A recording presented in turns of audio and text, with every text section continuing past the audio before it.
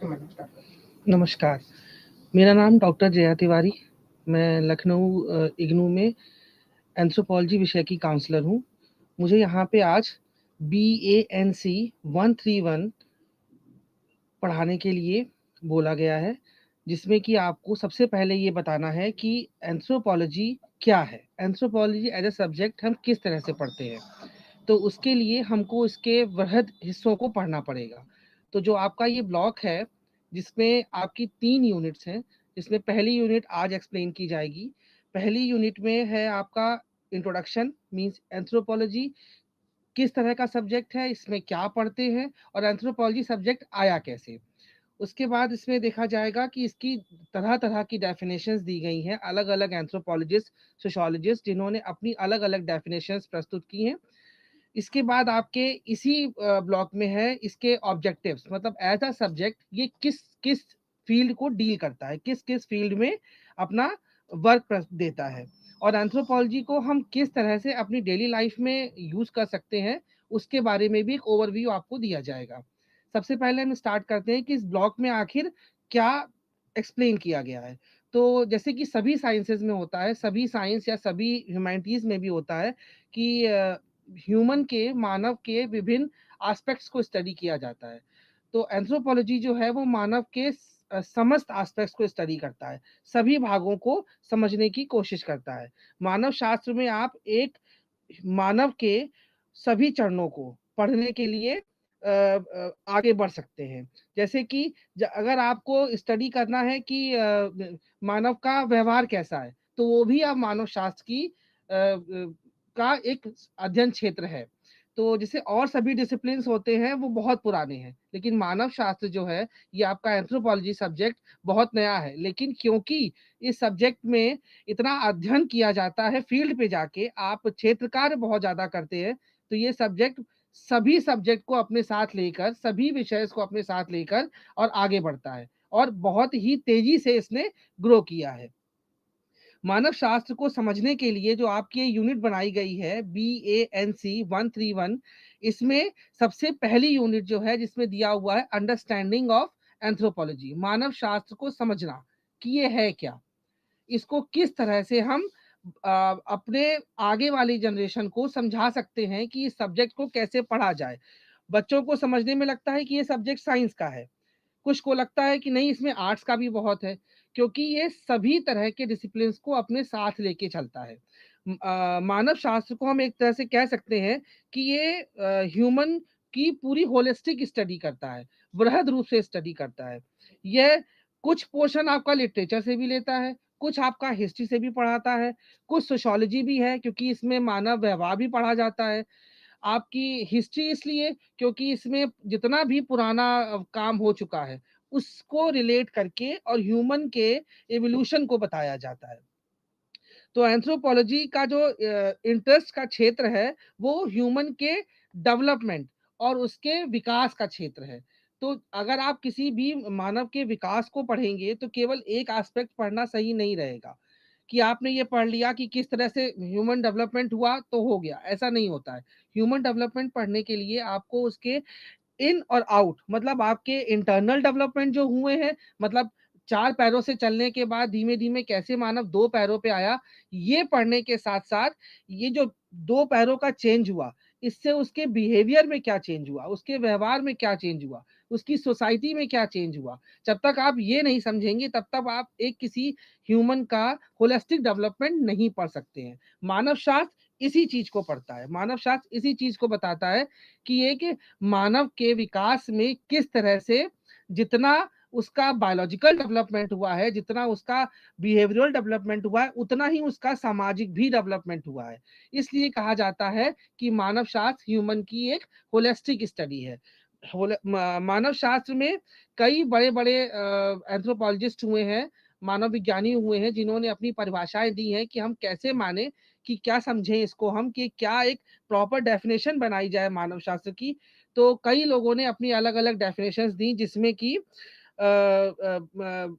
कई कई अलग-अलग स्कूल्स थे, अलग-अलग विचारधाराएँ थी, जो कि अपने-अपने तरह से जिन्होंने मानव शास्त्र की परिभाषा दी, जिसमें से एक जो वृहद परिभाषा निकल के आई वो ये है कि the study of human being as a present and past, मतलब पुराना भी और नया भी, जिनके बीच में कंपैरिजन करके हम उनके डेवलपमेंट को स्टडी कर सकते हैं।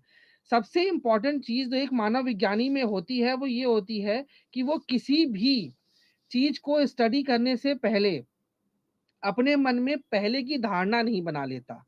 वो जो स्टडी कर रहा है उसको उसी तरह से देखने की कोशिश करता है कि सामने जो चीज घट रही है वो जो कर रहे हैं वो किस तरह से कर रहे हैं। हम अगर ये सोच के कि आप आगे जैसे मान लीजिए हम किसी ट्राइब की स्टडी के लिए जाते हैं, तो उस ट्राइब की स्टडी में हम ये ना सोचें कि हम सब हैं और वो असभ्य हैं। हम ये सोचें कि वो अपने समाज में किस तरह से रह रहे हैं, उनके उस कार्य का क्या मतलब है उनके समाज के लिए। ये एक मानव विज्ञानी की खूबी होती है। यही मानव विज्ञानी ट्रेन किए जाते हैं एंथ्रोपोलॉजिकल सर्वे में। इसके बाद आपका आता है कि डेफिनेशन मानव विज्ञान की क्या होगी। जैसा कि आपके इस मॉड्यूल में दिया हुआ है BANC 131 में कि एंथ्रोपोलॉजी का एक लिटरल मीनिंग होता है जिसको कि ग्रीक में एंथ्रोपोआस और लोगस से मिलके बना है। एंथ्रोपोआस मतलब होता है ह्यूमन और लोगस मतलब होता है स्टडी, मतलब ह्यूमन की स्टडी। तो इसके लिए कई एंथ्रोपोलॉजिस्ट हुए, मेलनोबियन मेलस्की थे और हस्कोविस थे, कई ऐसे एंथ्रोपोलॉजिस्ट हुए जिन्होंने अलग अलग तरीके से अपनी डेफिनेशन दी। जो शुरुआत के एंथ्रोपोलॉजिस्ट थे 19th सेंचुरी के, उन्होंने क्योंकि सारी स्टडी सेकेंडरी डेटाबेस की थी, मतलब सारी स्टडी बुक्स की बेसिस पे की थी।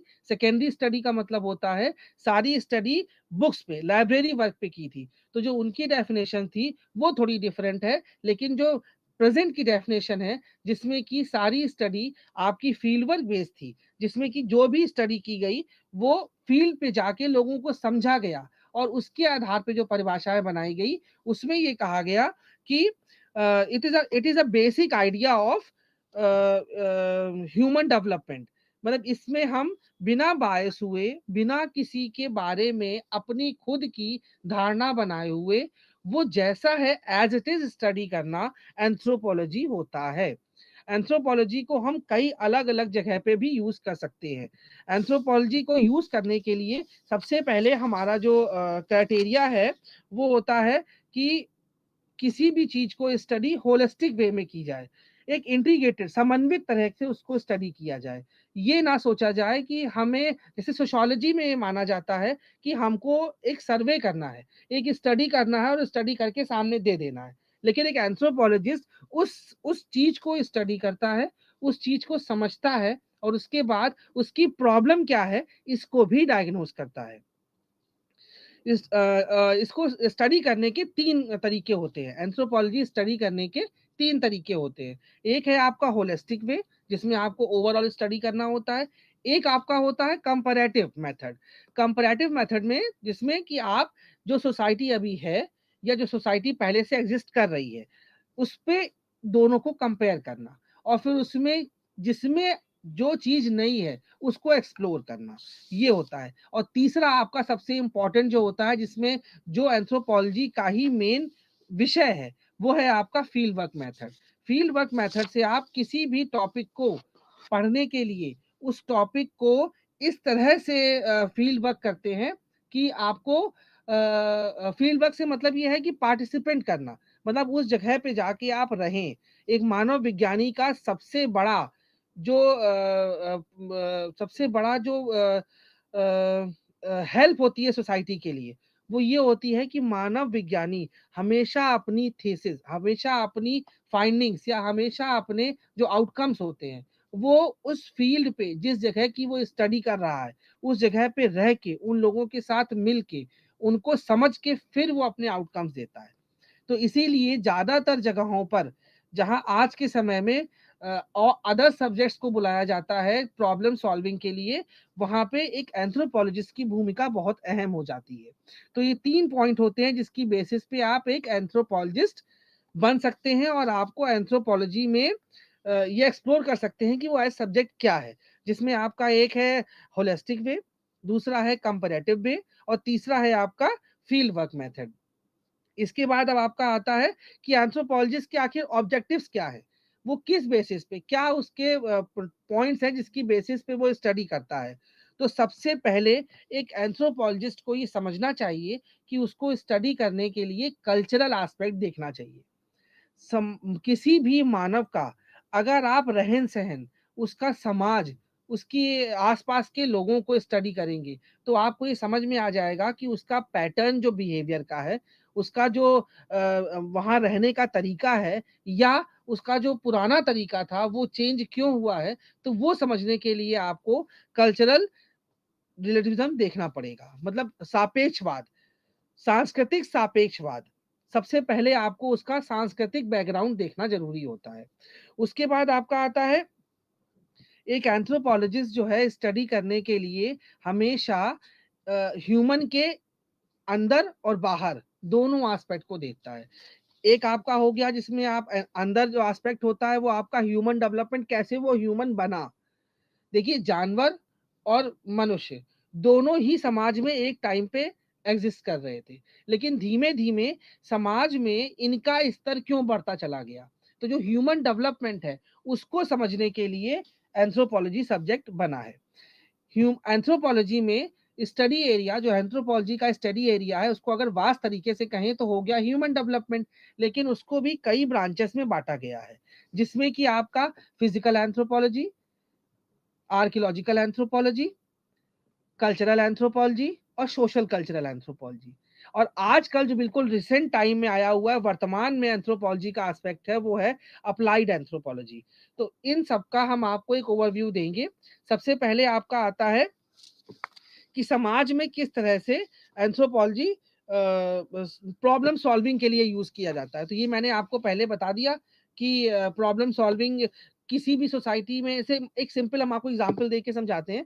जैसे मान लीजिए किसी भी दो सोसाइटी में कॉन्फ्लिक्ट है, लड़ाई है, और उनको सेम टाइम पे ही अपना जुलूस निकालना है।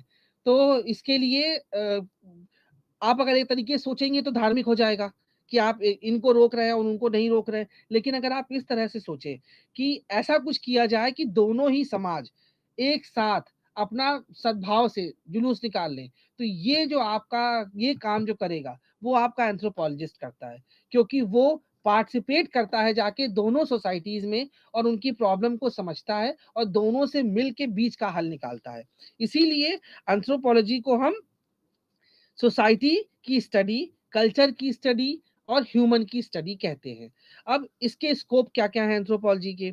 तो एक होता है इसमें कई स्कोप कहे जाएँगे इसके, जैसे अर्बन एंथ्रोपोलॉजी है, एंथ्रोपोलॉजिकल मेथड्स हैं, बिज़नेस मैनेजमेंट में यूज़ कर सकते हैं हम इसको, डिज़ास्टर मैनेजमेंट में यूज़ कर सकते हैं हम इसको, और अलग-अलग चीज़ें सर, जैसे हमने आपको बताया कि रिसेंट टाइम में अप्लाइड एंथ्रोपोलॉजी भी एक बहुत इम्पोर्टेंट टॉपिक बन के उभरा है, क्योंकि इसको हम हर जगह पर अपने समाज में प्रयोग कर पा रहे हैं।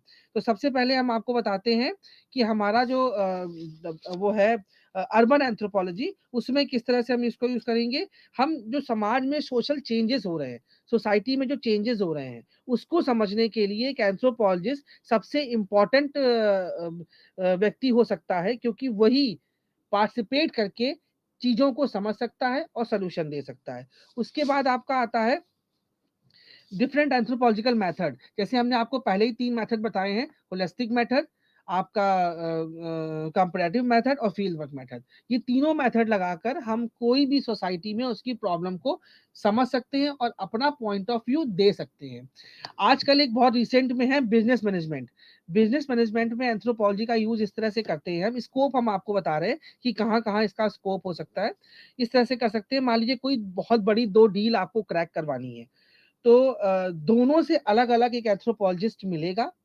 अब दोनों की चीज़ों को समझेगा, अच्छा ये है, ये कम कोटेशन देना चाहते हैं, ज़्यादा देना चाहते हैं, या ये कम में लेना चाहते हैं। तो दोनों के बीच में जो नेगोशिएशन वाली पोज़ीशन लाएगा, वो एक एंथ्रोपोलॉजिस्ट बहुत अच्छे से ला सकता है, क्योंकि वो इसके लिए ट्रेन्ड होता है। इस तरह की चीज़ों के लिए वो ट्रेन्ड होता है। अब आपका आता है जैसे बिज़नेस मैनेजमेंट में सामने वाले का बिहेवियर देख लेगा वो, बिहेवियर किस तरह, मतलब अगर बहुत इंटरेस्टेड है डील करने में, मान लीजिए जो डील लेके आया है वो वाक़ई इंटरेस्टेड है, लेकिन किन्हीं वजहों से वो नहीं कर पा रहा है। तो उसको समझने के लिए वो क्या करेगा, वो सामने वाले को बताएगा, एंथ्रोपोलॉजिस्ट को बताएगा कि मेरी ये समस्या है, मैं इस तरह से इस डील को नहीं कर पाऊंगा या कर पाऊंगा।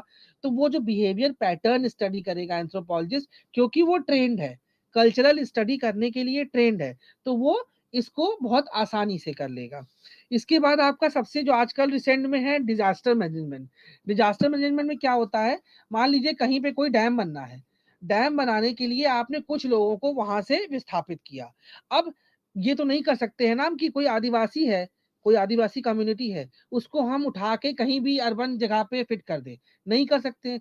तो उसको समझने के लिए कि वो लोग किस एरिया में किस तरह से रह सकते हैं, उनको विस्थापित हम कर भी सकते हैं कि नहीं कर सकते हैं, ये सब चीजें समझने के लिए एक एंथ्रोपोलॉजिस्ट बहुत इंपॉर्टेंट होता है। एंथ्रोपोलॉजिस्ट का ये एक स्टडी एरिया है कि एक एंथ्रोपोलॉजिस्ट जाके उनको उनकी प्रॉब्लम समझेगा, उनके साथ रहेगा। मतलब ओवरऑल अगर आप ये देखें तो एंथ्रोपोलॉजी में जो साथ रह के प्रॉब्लम समझने का जो एक डीलिंग है, पावर है, वो किसी और सब्जेक्ट पे नहीं होती है। फील्ड वर्क करते हैं हम लोग, फील्ड पे जाते हैं, उन लोगों के साथ में रहते हैं, जैसा वो रह रहे हैं, जैसा वो जी रहे हैं, वही लाइफस्टाइल जीते हैं। तभी तो सामने वाले के को हमारे ऊपर फेथ आएगा, तभी वो अपनी प्रॉब्लम हमको बताए, क्योंकि उसको तब ये लगेगा ना कि वो प्रॉब्लम शायद हमारी भी है, हम उसकी प्रॉब्लम समझने आए हैं। तो एंथ्रोपोलॉजी के जो 3 फोकस है main, holistic study with participant observation, मतलब साथ में रह के होल स्टडी, कंपैरेटिव स्टडी, जरूरत पड़े तो, अगर आपको जरूरत पड़ेगी तो ही आप कंपैरेटिव स्टडी करोगे, अदरवाइज आप कभी भी किसी भी कम्युनिटी के लिए बायस नहीं हो सकते। ये नहीं सोच सकते कि ये छोटा है ये बड़ा है, आप किसी को इंफीरियर सुपीरियर नहीं कह सकते हो। एंथ्रोपोलॉजिस्ट का सबसे बड़ा जो गुण है वो यही है। डिजास्टर मैनेजमेंट में आप उसको एंथ्रोपोलॉजिस्ट कंट्रीब्यूट करते हैं कि सामने वाली कम्युनिटी को आप स्थापित करोगे कि नहीं करोगे, या किसी कम्युनिटी में कॉन्फ्लिक्ट है तो उसको रिजॉल्व कैसे करोगे। तो ये सब चीजें समझने के लिए आप ट्रेंड हो। ये आपका स्कोप है, जिसमें आपका डिजास्टर मैनेजमेंट हो गया, बिजनेस मैनेजमेंट हो गया, आपका अर्बन एंथ्रोपोलॉजी हो गया, ये सब आपके अप्लाइड एंथ्रोपोलॉजी के एस्पेक्ट है। एज अ सब्जेक्ट समझने के लिए बहुत सब्जेक्ट है, लेकिन किसी सब्जेक्ट को अगर आप प्रैक्टिकली कर पाओ तो वो करने से आप उस सब्जेक्ट की बहुत डीप नॉलेज पा सकते हो। और यही काम एंथ्रोपोलॉजी में अप्लाइड एंथ्रोपोलॉजी करता है। अगर आप कोई भी चीज रट के पढ़ लेते हो तो आपको समझ में कम आती है, लेकिन जब वही चीज आप प्रैक्टिकल में करते हो तो वो चीज फिर आपके दिमाग से निकल नहीं सकती है। तो यही एंथ्रोपोलॉजी का एस्पेक्ट होता है, जिसमें कि आप अप्लाई कर सकते हो उसको डिफरेंट डिफरेंट प्रॉब्लम्स में। इसके अलावा इसके स्कोप के अलावा जो हमने आपको बताया है, इसके 4 पार्ट होते हैं। Physical anthropology, archaeological anthropology, social cultural anthropology और कल्चरल एंथ्रोपोलॉजी।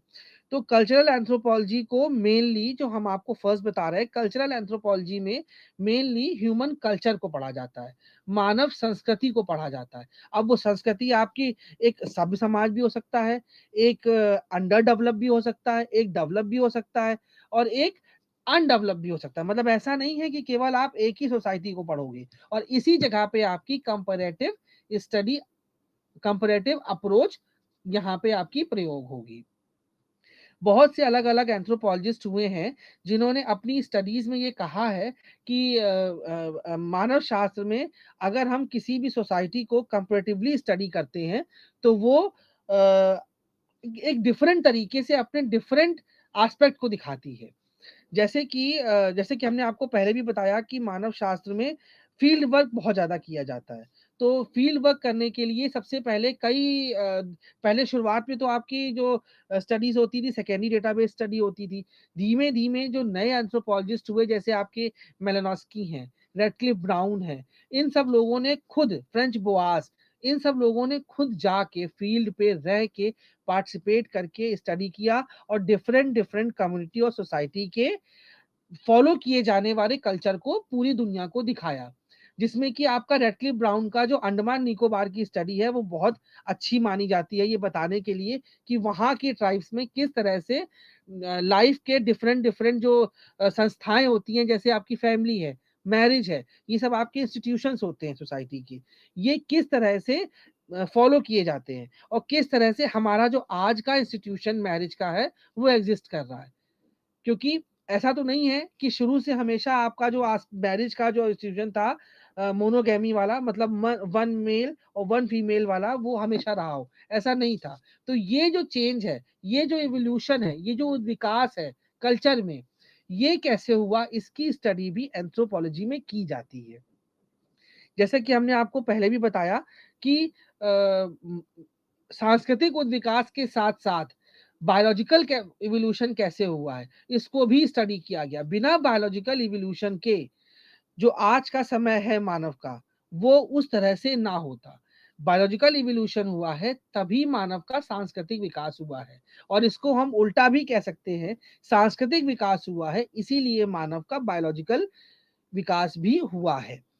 इसके लिए सबसे पहले हम आपको बताएंगे कि फिजिकल एंथ्रोपोलॉजी में क्या करा जाता है। फिजिकल एंथ्रोपोलॉजी को स्टडी करने के लिए ये पूरे तरीके से आप कह सकते हैं कि ये एक बायोलॉजी का ही एक एस्पेक्ट है, जिसमें कि आपको संस्कृति के साथ जोड़ के चलना पड़ता है।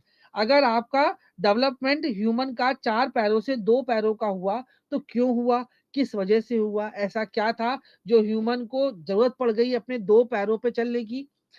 इसके बाद आपका आता है कि 2 पैरों पे चलने के बाद फिर ह्यूमन में और क्या-क्या चेंजेस आए, क्योंकि ऐसा तो नहीं है कि सिर्फ पैर के चेंजेस आने से सोसाइटी बदल जाती है।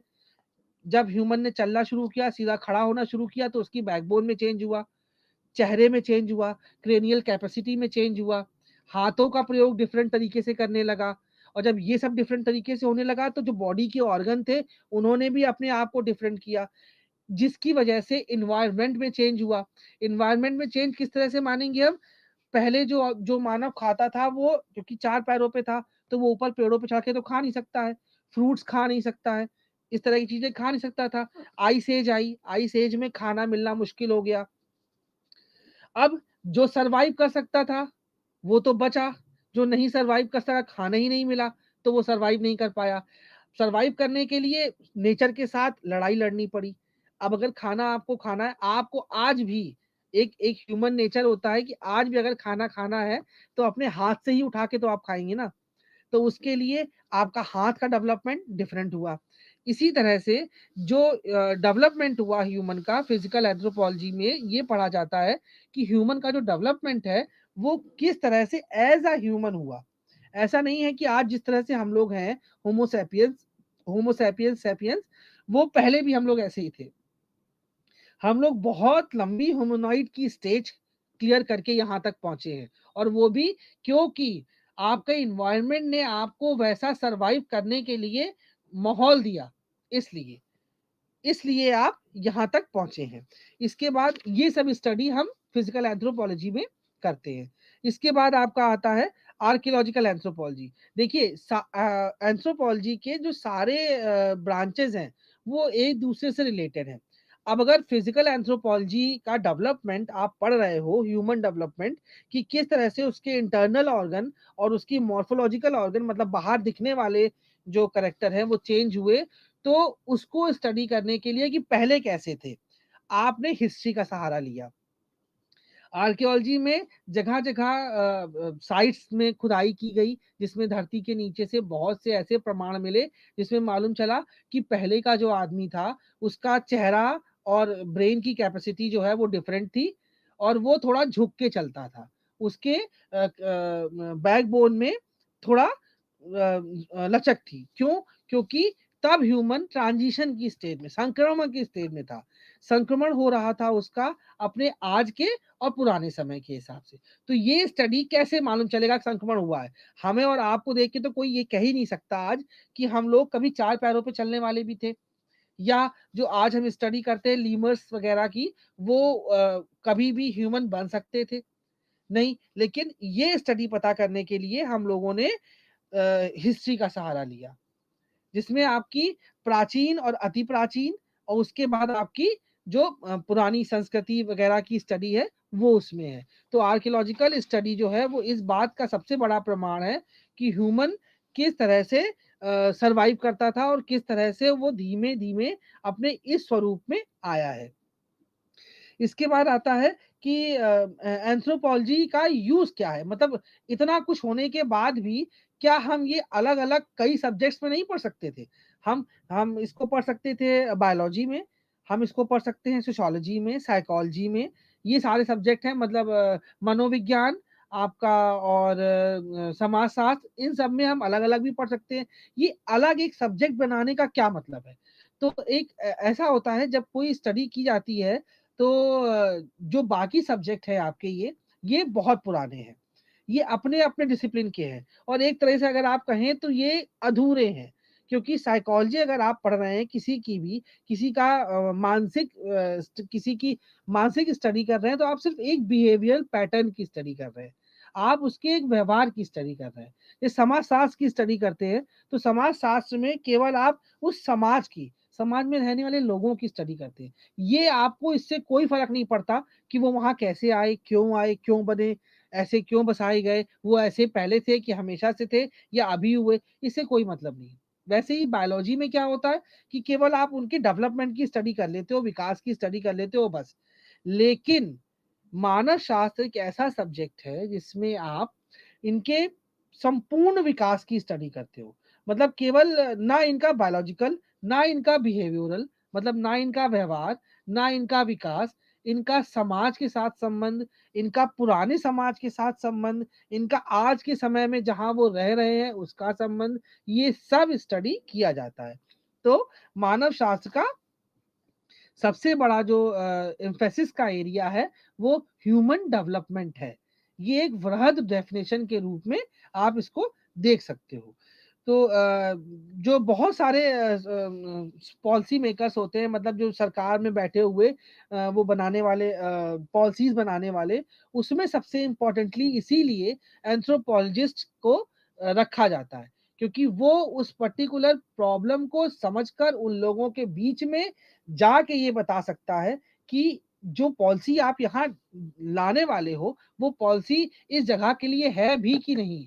ज़्यादातर ऐसा होता है कि वो पॉलिसीज़ जो हैं बना दी जाती हैं, लेकिन यूज़ करने वाला कोई नहीं होता है। जैसे इसका एक बहुत बड़ा एग्ज़ाम्पल है एक ट्राइब थी जिसमें जिसको विस्थापित किया जा रहा था जंगलों की वजह से। वहाँ कुछ बनना था, कोई फैक्ट्री वगैरह।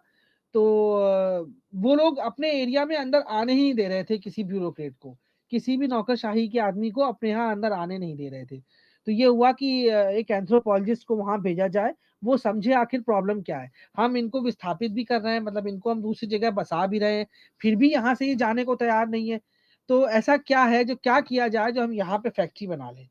तो एंथ्रोपोलॉजिस्ट भेजा गया, उसने वहाँ पे स्टडी किया, वहाँ देखा उसने कि ऐसा क्या है, क्या तो उसने जो आउटकम दिए उसने ये बताया कि जिस एरिया को आप जिस जंगलों को आप हटा रहे हो, वो इन आदिवासियों का सबसे बड़ा लाइफ का लाइवलीहुड का ये एरिया है ये जगह है ये। तो अगर आप यहीं से इनको हटा दोगे, जो पेड़ यहाँ होते हैं, जो खाने-पीने का यहाँ होता है, ये केवल वही खा सकते हैं और कुछ ये नहीं खाते या जिस तरह की लाइफ में ये जीते हैं, जिस तरह के एनवायरनमेंट में ये जीते हैं, वो केवल इसी पर्टिकुलर जंगल में ही है। तो ये आगे जाके कहीं सर्वाइव ही नहीं कर पाएँगे। लेकिन नहीं माना गया, शुरुआत में एंथ्रोपोलॉजिस्ट की बात हर एक ने नहीं मानी। नहीं माना गया, उनको विस्थापित कर दिया गया। धीमे-धीमे वो कम्युनिटी जो थी, जो आपकी ट्राइब थी, वो ट्राइब विलुप्त हो गई। बाहर जाके उनको 50 तरह की बीमारियाँ लग गईं। उनको वो जो खाना दिया गया वो उनके बॉडी ऑर्गन के हिसाब से था ही नहीं, क्योंकि वो उन्होंने पीढ़ी दर पीढ़ी जो खाया था, वो उनको मिला ही नहीं। तो धीमे-धीमे वो कम्युनिटी विलुप्त हो गई।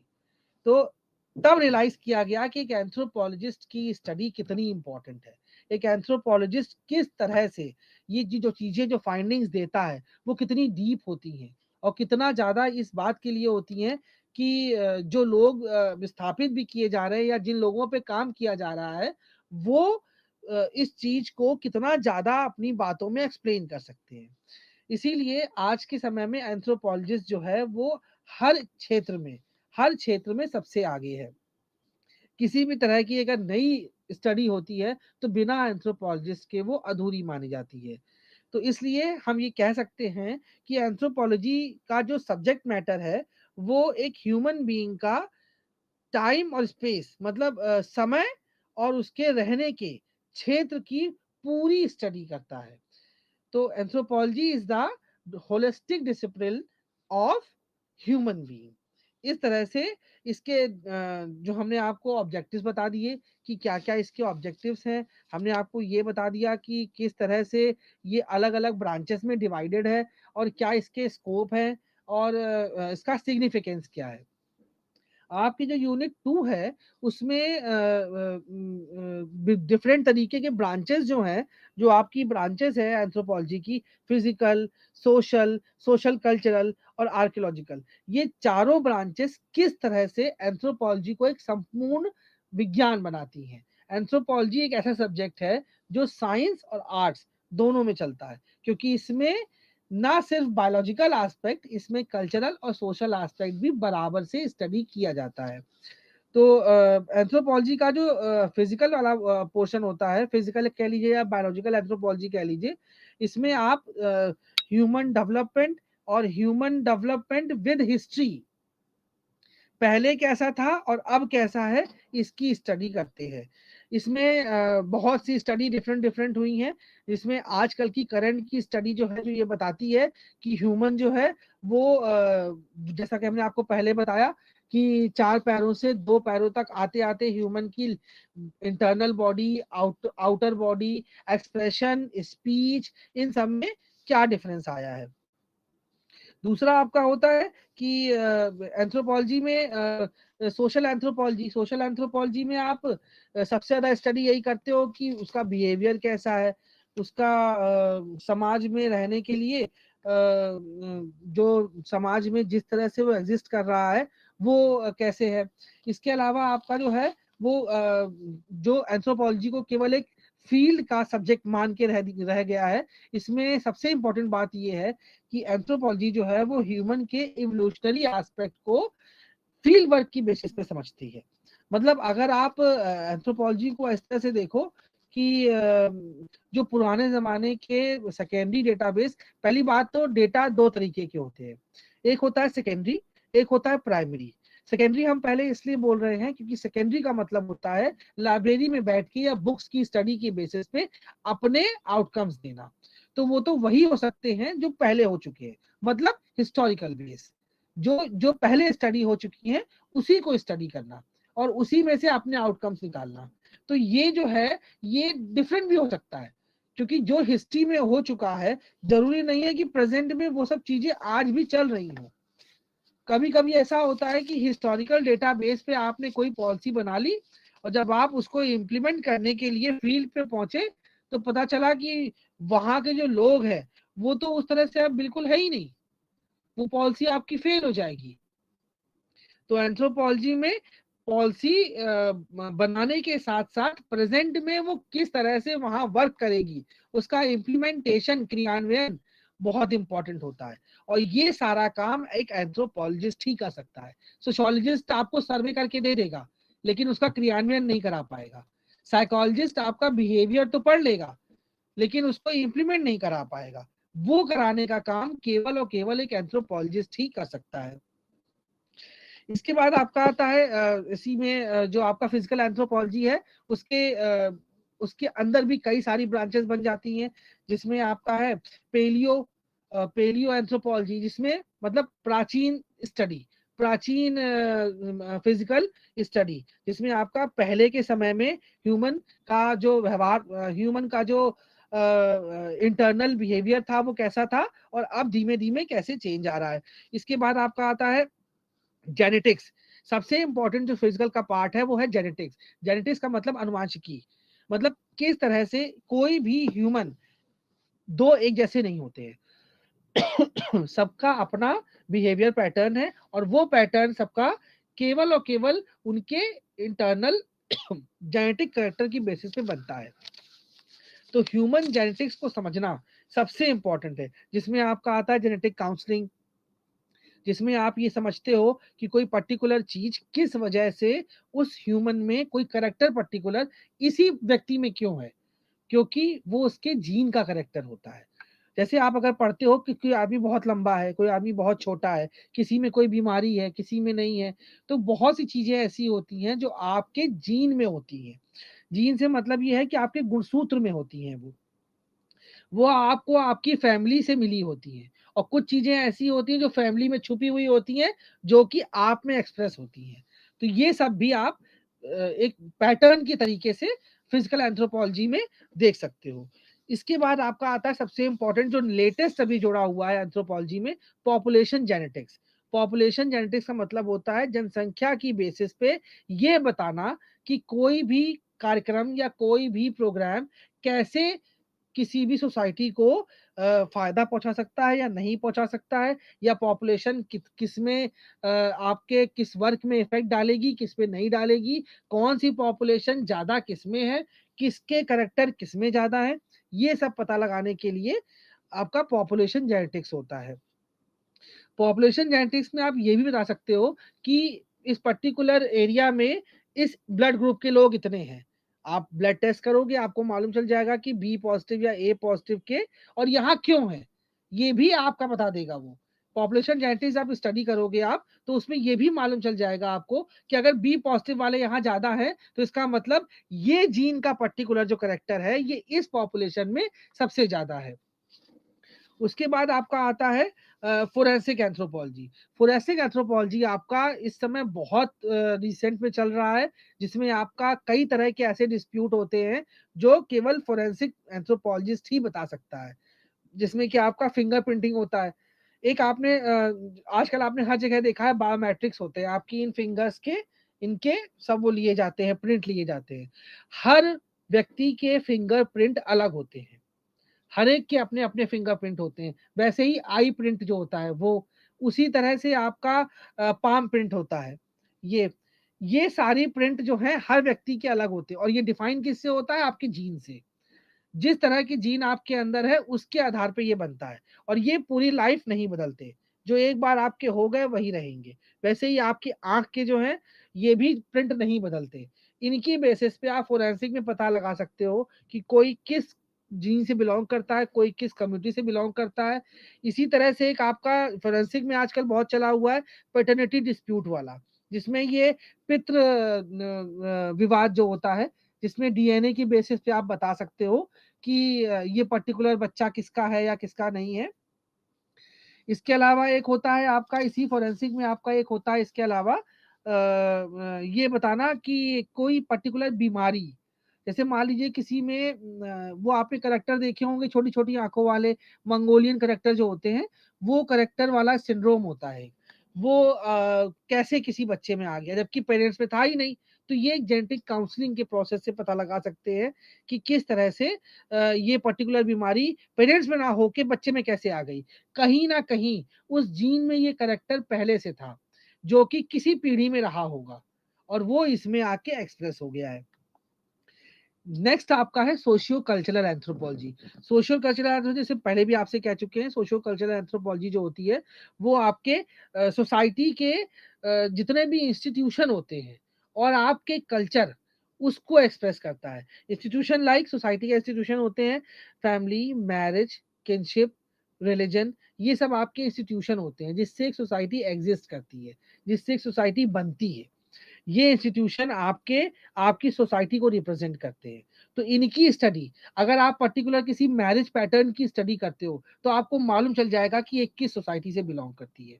और इसकी कंपैरेटिव स्टडी भी होती है, जिसमें आप ये देखोगे कि प्रिमिटिव टाइम में, पुराने समय से, प्राचीन समय से और आज के समय में कितना डिफरेंस आया है इन सब चीज़ों में। ठीक है? इसके बाद इसको स्टडी करने के लिए हमें हिस्ट्री और आज के समय के विकासवादी युग को देखना पड़ता है। कंपैरिजन करके हम इसको स्टडी कर सकते हैं। इसमें बहुत से अलग-अलग एंथ्रोपोलॉजिस्ट हुए हैं, जिसमें सबसे ज़्यादा अगर किसी का प्रयोग किया जाता है तो वो एंथ्रोपोलॉजिस्ट ने किया है सोशियोलॉजी का प्रयोग। सोशियोलॉजी से हम ये समझ पाए कि सोसाइटी कैसे बनी है। इसमें जो अलग-अलग एंथ्रोपोलॉजिस्ट थे उन्होंने अपनी अलग-अलग थ्योरीज़ दी, जिसमें एंथ्रोपोलॉजी में स्टडी सबसे जो इम्पोर्टेंट है, एंथ्रोपोलॉजी को समझने के लिए जो इसके 3 डिफरेंट स्कूल्स बन गए हैं। स्कूल्स मतलब विचारधारा, इसमें एक ब्रिटिश है, एक जर्मन है और तीसरी अमेरिकन है। इन तीनों ने अपने अपने स्कॉलर्स को अलग अलग तरीके से स्टडी कराया, तीनों अप्रोचेस को लेके, मतलब होलिस्टिक, कंपैरेटिव और फील्ड वर्क, तीनों अप्रोचेस को लेके अलग अलग तरीके से स्टडी किया, और स्टडी करने के बाद उन सब ने अपनी अपने स्कूल के अकॉर्डिंग थ्योरी प्रस्तुत की है। जैसे अमेरिकन थ्योरी जो है वो सबसे लेटेस्ट मानी जाती है, और इसके जितने भी एंथ्रोपोलॉजिस्ट हैं वो बहुत ज्यादा एक्सेप्टेड है, मतलब उनके द्वारा दिया गया, जैसे फ्रेंच बुआस हैं, मेलनॉस्की हैं, इन सब लोगों ने जो अपनी थ्योरीज दी हैं ये सब मोस्ट एक्सेप्टेड है। इसके बाद आता है ब्रिटिश। ब्रिटिश एंथ्रोपोलॉजिस्ट जो है वो मीडियम है, मतलब सबसे पहले जर्मन आए थे, लेकिन जर्मन की थ्योरी ज्यादातर रिजेक्टेड हो गई, क्योंकि उनका काम ज्यादातर आर्म चेयर था, मतलब सेकेंडरी डेटाबेस था। सेकेंडरी मतलब आपका हिस्टोरिकल स्टडी करके अपना पॉइंट ऑफ व्यू उन्होंने प्रस्तुत किया था। फिर आए ब्रिटिश। ब्रिटिश में बहुतों ने आर्म चेयर तो काम किया ही, मतलब बैठ के सेकेंड स्टडी तो किया ही, साथ में उन्होंने अपनी स्टडी जो फील्ड वर्क वाली की है वो भी होलिस्टिक ना करके पर्टिकुलर एस्पेक्ट्स पे की है। और इन सब की कमियों को देखकर जो अमेरिकन स्कूल आया उसकी स्टडी एकदम क्लियर और एकदम एंथ्रोपोलॉजिकल एक्यूरेट है। मतलब उन्होंने इस चीज को समझा कि अगर हमको होलिस्टिक स्टडी करनी है तो हमको कंपैरिजन और फील्ड वर्क तो करना ही करना पड़ेगा। तो उसमें उन्होंने अलग अलग थ्योरीज दी। अब सोसाइटी के डेवलपमेंट में इन तीनों ने अपनी अलग अलग दी हैं, जिसमें से यूनिलीनियर, यूनिवर्सल और नियो एवोल्यूशनरी थ्योरी, तीन थ्योरी मानी जाती है जो आगे के ब्लॉक्स में आपको पढ़ाएंगे। जिसमें ये बताया गया कि सोसाइटी जो एग्जिस्ट हुई है, सोसाइटी जो बनी है, वो सोसाइटी यूनिलिनियर मतलब सब जगह पर एक ही सोसाइटी थी जो ग्रो करके फैलते फैलते पूरे में फैल गई। मतलब पहले छोटी सोसाइटी एक प्रिमिटिव रही होगी जो कि धीमे धीमे अपने किनशिप बढ़ाती गई, अपना ग्रोथ करती गई और पूरे में फैल गई। मतलब एक सोसाइटी से पूरा समाज बना है। दूसरी थ्योरी जो थी वो ये है यूनिवर्सल थ्योरी, जिसमें ये कहा गया कि जिसमें साइकिक यूनिटी ऑफ मैनकाइंड था, जिसमें ये कहा गया कि साइकिक यूनिटी मतलब एक सी सोच। डेवलपमेंट तो अलग अलग जगह पे हुआ है, लेकिन जितने भी ह्यूमन थे उनकी सोच एक थी। वो एक तरीके की सोच रख के अलग अलग जगह पे इवॉल्व हुए, मतलब बने, और उन्होंने अपने समाज को स्थापित किया। ये होती है यूनिवर्सल थ्योरी। और तीसरी है नियो एवोल्यूशन, जिसमें कि ये बताया गया कि यूनिवर्सल वाली थ्योरी तो ठीक है, जिसमें अलग अलग जगह पे सोचा गया, लेकिन उसको हम इस तरह से डिफाइन नहीं कर सकते कि सबका विकास एक साथ हुआ, क्योंकि कहीं पर आज के समय में जो सोसाइटी है वो डेवलप ही नहीं है, कहीं पर संक्रमण काल में है, और कहीं पर ओवर डेवलप्ड है। अगर आप अपने देश का और फॉरेन कंट्रीज का एग्जाम्पल लेके देखो तो हम अभी अंडर डेवलपमेंट आते हैं, हम प्रोसेस में आते हैं। लेकिन जो फॉरेन कंट्रीज है उन्हें कहा जाता है कि वो ऑलरेडी डेवलप्ड है। तो ये कैसे हो गया? अगर यूनिवर्सल डेवलपमेंट था या यूनिलीनियर डेवलपमेंट था तो ये कैसे हो गया कि सब जो है अलग अलग है? तो उसके लिए जो नियो एवोल्यूशन की थ्योरी आई उसमें ये कहा गया कि जहां पर लेस्ले वाइट एक थे, एक वी गॉर्डन चाइल्ड थे, नियो एवोल्यूशनिस्ट है ये, इन्होंने ये बताया कि जहां पर एनर्जी का यूज, एनर्जी मतलब सन एनर्जी, जहां पर भी सन एनर्जी का यूज सही तरीके से हो गया, यूटिलाइज हो गया, जहां यूज कर लिया गया, वहां की सोसाइटी डेवलप हो गई। और जहां पे आज भी ये प्रोसेस में है वो सोसाइटी अंडर डेवलप है। तो साइकिक यूनिटी ऑफ मैनकाइंड तो था, यूनिवर्सल डेवलपमेंट तो था, लेकिन उसको अगर ये कहा जाए कि सब जगह पे एक सी सोसाइटी बनी थी तो एक सी नहीं बनी थी। सब जगह पे सोसाइटी बनने का अपना अपना टाइम था। इवॉल्व आदमी एक साथ हुआ था, पैदा आदमी एक साथ हुआ था, लेकिन अपने दिमाग की सोच की वजह से कहीं पर वो जल्दी डेवलप कर गया और कहीं पर उसको डेवलप होने में टाइम लगा। इसके बाद आपका तीसरा आता है आर्कियोलॉजिकल एंथ्रोपोलॉजी। आर्कियोलॉजिकल एंथ्रोपोलॉजी में आपका जो मेन है वो, जैसे आपने फिजिकल में आपको बताया कि फिजिकल एंथ्रोपोलॉजी जो है वो ह्यूमन के बायोलॉजिकल डेवलपमेंट को बताती है, लेकिन ये बायोलॉजिकल डेवलपमेंट हम कंपेयर किससे करेंगे? हम ये कैसे समझेंगे कि ये बायोलॉजिकल डेवलपमेंट जो है वो बायोलॉजिकल डेवलपमेंट जो है वो सच में हुआ है? क्योंकि हम तो आज के समय में जो है वो है, हमको कैसे मालूम चलेगा पीछे कैसा था? तो उसकी स्टडी के लिए आर्कियोलॉजी आपका जो जगह-जगह पे साइट्स पे खुदाई होती है, जो रिमेन्स मिलते हैं, फॉसिल्स मिलते हैं, उसको स्टडी करके उनकी एज को समझा जाता है, जिससे देखा जाता है कि अच्छा ह्यूमन का डेवलपमेंट इतने करोड़ साल पहले था, इतने हज़ार साल पहले था।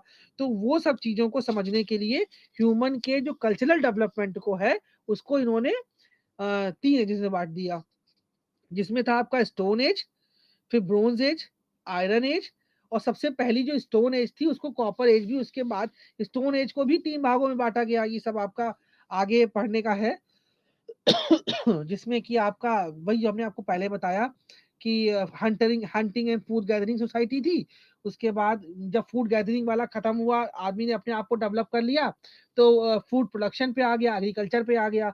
तो स्टोन एज भी जो है वो डिवाइड है 3 एजेस में, जिसमें आपका प्रिमिटिव है, मतलब पैलियोलिथिक है, फिर मेसोलिथिक है, फिर नियोलिथिक है। उसके बाद आपकी ब्रोंज एज है, फिर आयरन एज है। ब्रोंज एज का मतलब ये है कि ब्रोंज मेटल की डिस्कवरी होने के बाद ह्यूमन की लाइफ में क्या चेंज आए। वैसे ही आयरन एज का मतलब है आयरन की डिस्कवरी होने के बाद उससे उसने क्या-क्या यूज़ किया। जैसे स्टोन एज का मतलब है जो भी चीज़ें वो करता था, बनाता था, खाता था, क्योंकि उस समय आग तो थी नहीं। अब स्टोन एज में मतलब स्टोन का यूज़, तो जितने भी उसके वेपन्स थे वो सारे स्टोन्स के थे। वो पत्थरों को ही तराश के काट के बनाता था। धीमे-धीमे अच्छा तराशने लगा, शार्प एज बनाने लगा। फिर धीमे-धीमे जब वो शार्प एज के बाद भी पकड़ने में मुश्किल करता था, तो फिर वुड का यूज़ करना शुरू किया। भाले बनाए, तीर बनाए, कुल्हाड़ियाँ बनाई। उसके प्रयोग से आग बनी। पत्थरों को आपस में रगड़ने से एकदम से आग निकल आई, आग का आविष्कार हुआ। आग के आविष्कार को माना जाता है कि उसके बाद से ह्यूमन ब्रेन का डेवलपमेंट बहुत तेजी से हुआ। सोचने की शक्ति बिल्कुल डिफरेंट हो गई, क्योंकि आग से आप बहुत कुछ कर सकते थे। जो पहले वाले आपके फूड गैदरिंग वाले थे, वो सिर्फ इधर-उधर घूम के फूड गैदरिंग करना, मतलब पेड़ से तोड़ कुछ भी खा लिया, जानवरों को कच्चा मार के खा लिया। लेकिन आग के आविष्कार के बाद फिर आपका अब आ गया कि एक जगह पे रहना शुरू कर दिया। अब डर तो था नहीं जानवरों का। अब उसने अपनी झोपड़ी बनानी शुरू कर दी, फिर एग्रीकल्चर स्टार्ट कर दिया। एग्रीकल्चर में डिफरेंट डिफरेंट तरह की चीज़ें उगाई, नदी किनारे सभ्यताएँ बस गईं। सभ्यताएँ बस गईं तो फिर धीमे-धीमे अब आदान-प्रदान शुरू हुआ, फिर एक्सचेंज शुरू हुआ, तो सोसाइटी फॉर्म हो गई। ये सब चीज़ें एक आर्कियोलॉजिकल साइट्स के एक्सकैवेशन में ही मिलती हैं, मतलब उसकी खुदाई में और उसकी स्टडी में ही दिखाई पड़ती हैं। अब उसके बाद आपका है कि इसके अलावा आपका कल्चरल हो गया, फिजिकल हो गया, आर्कियोलॉजिकल हो गया, सोशल हो गया। ये सारी एंथ्रोपोलॉजी के साथ-साथ अगर इन सबको एक साथ कलेक्टिवली देखा जाए तो सबसे इम्पोर्टेंट जो आएगा वो आएगा लिंग्विस्टिक, मतलब लिपि और बोलना। जब तक जानवर और ह्यूमन में डिफरेंस क्या है? सोचते दोनों हैं, लेकिन बोलने की जो क्षमता है वो केवल मानव में है। तो इसका विकास भी किस तरह से, हमने आपको शुरुआत में इसीलिए बताया कि एंथ्रोपोलॉजी एक होलिस्टिक स्टडी है। वो सिर्फ और सिर्फ ये नहीं देखती है कि ह्यूमन का कोई एक एस्पेक्ट, वो सब कुछ स्टडी करती है। तो किस तरह से उसकी बोलने की क्षमता का विकास हुआ, ये भी सबसे इम्पोर्टेंट है। कैसे उसने बोलना, फिनेटिक्स सीखा, कैसे मॉर्फीम्स मतलब लेटर्स बनाए, कैसे उसको एक्सप्रेस करना शुरू किया। शुरुआत की सभ्यताओं की जो आपने लिपियाँ देखी होंगी, हड़प्पा है, मोहनजोदड़ो है, ये सब की, तो इसमें आपने देखा होगा कि लिपि बिल्कुल डिफरेंट थी। लेकिन जब स्टडी किया गया आर्कियोलॉजिस्ट द्वारा, तो ये देखा गया कि सबका बेस जो है, वो देवनागरी ही था। तो इसीलिए कहा जाता है कि एंथ्रोपोलॉजी को अगर पढ़ना है आपको, तो ये सारे एस्पेक्ट भी पढ़ना उतना ही ज़रूरी है, जितना कि एंथ्रोपोलॉजी का एग्जिस्टेंस पढ़ना है। इसके अलावा जो है जब ये सारी ब्रांचेस आप एंथ्रोपोलॉजी की समझोगे तो आपको समझ में आएगा कि ये सारी आपस में एक दूसरे से जुड़ी हुई हैं। फिजिकल कैसे जुड़ी है सोशल से, सोशल कैसे जुड़ी है आर्कियोलॉजिकल से, आर्कियोलॉजिकल कैसे जुड़ी है लिंग्विस्टिक से। ये जब सब चीज़ें आप लोग समझ जाओगे, तब आपको ये समझ में आएगा कि क्यों एंथ्रोपोलॉजी को होलिस्टिक अप्रोच कहा जाता है। अब आती है बात कि सबसे इम्पोर्टेंट कि एंथ्रोपोलॉजी, चलिए ठीक है हम समझ गए क्या होता है, लेकिन एंथ्रोपोलॉजी का रिलेशंस अदर साइंस से कैसे है। तो सबसे पहले हम आपको बताते हैं एंथ्रोपोलॉजी का हेल्थ या बायोलॉजी कह लीजिए, हेल्थ सेक्टर कह लीजिए, बायोलॉजी कह लीजिए, जेनेटिक्स कह लीजिए। तो अलग अलग जो ब्रांचेस है, जैसे फिजिकल एंथ्रोपोलॉजी है, फिजिकल एंथ्रोपोलॉजी आपका जेनेटिक्स पे डील करता है, मतलब अनुवांशिकी पे डील करता है। हेल्थ सेक्टर पे डील करता है और करंट सेक्टर जो है, जैसे ये फोरेंसिक हमने आपको बताया, इन सबको किस तरह से रिलेट करके फिजिकल एंथ्रोपोलॉजी आपको एक ओवरव्यू देता है एंथ्रोपोलॉजी का। हमने आपको पहले भी एक्सप्लेन किया, फोरेंसिक में आप डिस्प्यूट दे सकते हो, आप फिंगर प्रिंटिंग देख सकते हो, आप आई प्रिंटिंग देख सकते हो, हर इंडिविजुअल की अलग अलग होती है। उसी की बेसिस पे आप अनुवांशिक देख सकते हो, जेनेटिक्स देख सकते हो, उसी के आधार पे आप उसकी हेल्थ इश्यूज आने वाले और जो पीछे जनरेशन में रहे होंगे ये भी बता सकते हो। इसके बाद आपका आता है सोशल कल्चरल एंथ्रोपोलॉजी, जो है वो किसके साथ जुड़ा हुआ है, तो सोशोलॉजी हमने आपको पहले बताया। सोशल एंथ्रोपोलॉजी जो होती है वो सोशल कल्चरल एंथ्रोपोलॉजी सोशोलॉजी उसका एक पार्ट है, मतलब समाज की स्टडी का एक मुख्य पार्ट है सोशोलॉजी। और उसको समझने के लिए हम समाज में रह के जब उसको समझते हैं तब हम उसको बहुत प्रॉपर तरीके से समझा सकते हैं। उसके बाद आपका सोशल एंथ्रोपोलॉजी जो है वो साइकोलॉजी से भी जुड़ा हुआ है, बिहेवियर पैटर्न। जैसे हमने आपको पहले बताया कि किसी एक कम्युनिटी का मान लीजिए एक विस्थापन का एग्जाम्पल दिया था हमने, हटाना है वहां से, तो उसके मनोवैज्ञानिक एस्पेक्ट को जब तक हम लोग नहीं समझेंगे तब तक हम लोग ये नहीं बता सकते कि वो कम्युनिटी वहां से हट के सर्वाइव भी कर पाएगी कि नहीं कर पाएगी। तो साइकोलॉजिकल पैटर्न ये बताता है कि वातावरण का मानव दिमाग पे क्या असर हो रहा है और मानव दिमाग का क्या किस तरीके से बिहेवियर का वातावरण पे इफेक्ट हो रहा है। अब जैसे आप एक एग्जांपल मान के चलिए कि मानव सोसाइटी में अगर एक सिंपल तरीके से आप समझिए, जैसे इस समय गर्मी बहुत है, तो जब गर्मी होती है कहीं पर भी किसी भी उसमें एरिया में, तो वहां का पैटर्न कैसा होगा इंसान का, चिड़चिड़ा होगा, गुस्सा आएगा, काम करने में मन नहीं लगेगा, आधा दिमाग उलझनों में रहेगा, है ना? लेकिन अगर वही बसंत का मौसम होता है, तो बसंत के मौसम में हर काम करने में मन लगता है, नींद भी नहीं आती, सारा काम आप कर सकते हो। तो किस तरह से ये वातावरण, एनवायरनमेंट ह्यूमन बिहेवियर पे असर डाल रहा है, ये भी एंथ्रोपोलॉजी में पढ़ा जाता है। और ये क्या इफेक्ट डालेगा अगर हम अपना बिहेवियर, अब अगर आप मान लीजिए हम गर्मी में बहुत गर्म है और हम स्वेटर पहन के खड़े हो जाएं और बिल्कुल जताए नहीं कि हमें कोई प्रॉब्लम है, तो क्या होगा इससे? इससे ये होगा कि सामने वाले को लगेगा तो हम पागल हैं। या अगर यही काम 10 लोग फॉलो करने, 11 फॉलो करने लगे, धीमे-धीमे सब वही कपड़े पहनना शुरू कर देंगे। इसका भी इफेक्ट पड़ता है, बिहेवियर पर, थिंकिंग पर असर पड़ता है। इसके बाद आपका आता है हिस्ट्री।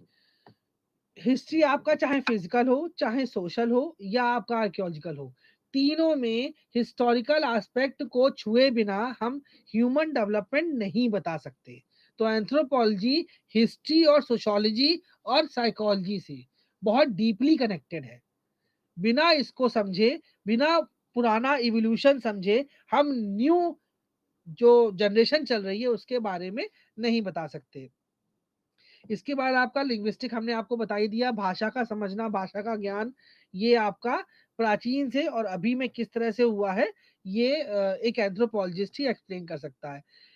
तीसरा आपका है आर्कियोलॉजिकल एंथ्रोपोलॉजी, जो कि आपका हिस्ट्री हमने पहले आपसे बोल दिया, जियोलॉजी, भूगर्भ विज्ञान और भूगोल।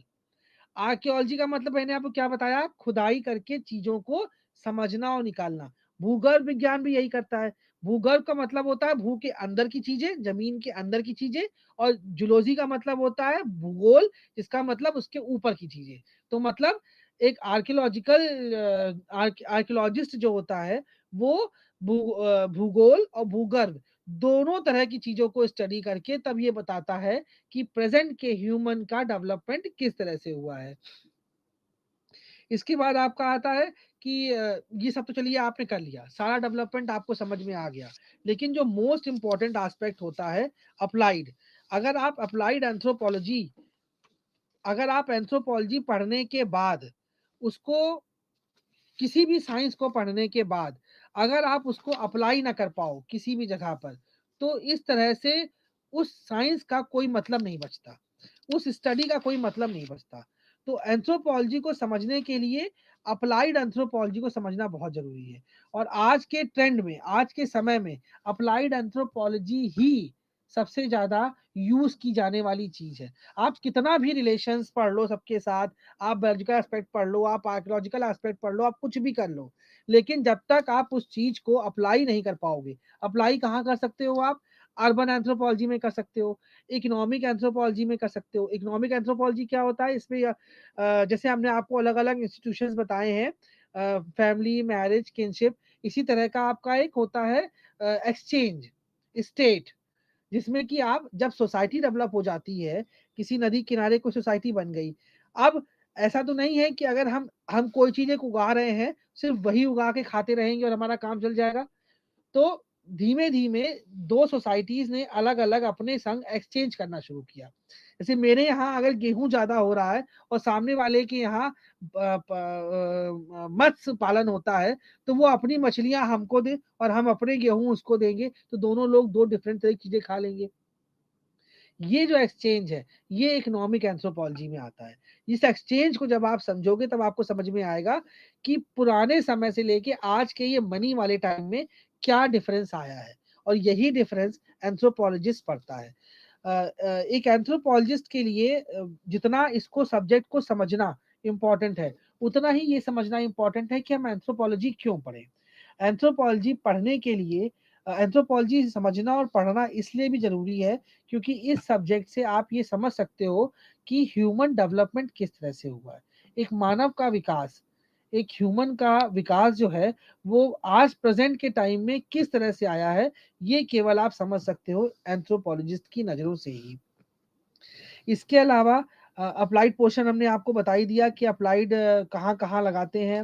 हमने आपको इकोनॉमिक एंथ्रोपोलॉजी बताया।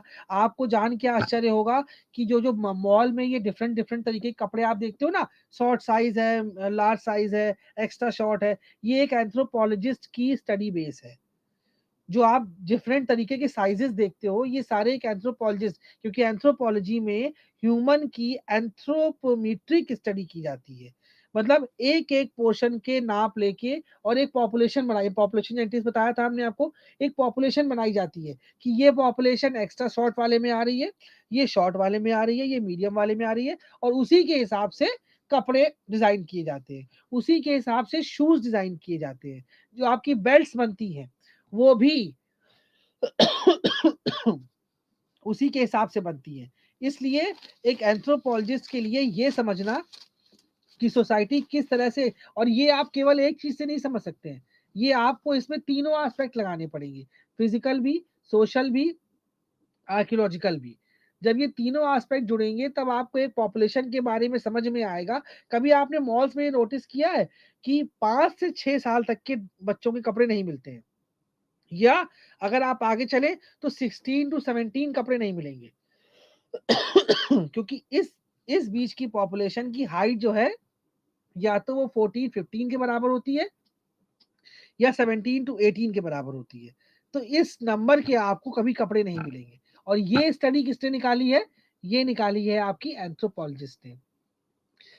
और इसी तरह से आपके शूज के नाप हमने आपको ऐसे बताया, डिफरेंट डिफरेंट ब्रांड्स के अलग अलग शूज के नाप होते हैं, लेकिन अगर आप उसको मैच करके देखें तो 19-20 का ही अंतर होता है, ज्यादा अंतर नहीं होता है। तो वो भी एक एंथ्रोपोलॉजिस्ट को ही हायर किया जाता है, वो बताता है कि इसमें किस तरह से साइज का नाप लिया जाएगा, क्योंकि एक माइन्यूट से माइन्यूट भी जो मेजरमेंट होते हैं, नापे होती हैं, वो एक एंथ्रोपोलॉजिस्ट ही कर सकता है, और वही ह्यूमन डेवलपमेंट की बेसिस पे ये बता सकता है कि ये पर्टिकुलर चीज इस पॉपुलेशन में इतनी है, इस पॉपुलेशन में इतनी है। ये केवल आउटर पोर्शन की बात हम कर रहे हैं। अगर आप इनर की भी बात करो, जैसे मैंने ब्लड ग्रुप के बारे में आपको बताया, तो ब्लड ग्रुप भी ए पॉजिटिव वाले ये है, बी पॉजिटिव वालों में ये चीजें मिली हैं, ए पॉजिटिव वाले में डिफरेंट डिफरेंट चीजें मिली हैं। अगर ए बी पॉजिटिव है तो उसमें थोड़ा सा इसका, थोड़ा सा बी पॉजिटिव का मिला हुआ है, लेकिन अपना भी एक ऐसा करेक्टर है जो कि अपना भी एक ऐसा करेक्टर है जो कि आप आसानी से उसको एक्सप्रेस कर सकते हो। तो इस तरह से आपका ये ब्लॉक 1 जो है, वो BANC जो आपका था, इसका ब्लॉक 1 यूनिट 1 to 3 था, जो कि मैंने आपको अपने तरीके से एक्सप्लेन करने की कोशिश की है। उसमें हम आपको इसके अदर जो यूनिट्स हैं 4-5 वो एक्सप्लेन करेंगे, और होप कि आप लोगों को ये चीज समझ में आई होगी। बाकी कुछ अगर डाउट हो तो आप जब भी चाहें तो आप कर सकते हैं, पता कर सकते हैं रीजनल सेंटर पे। फिर मिलेंगे आपसे। नमस्कार।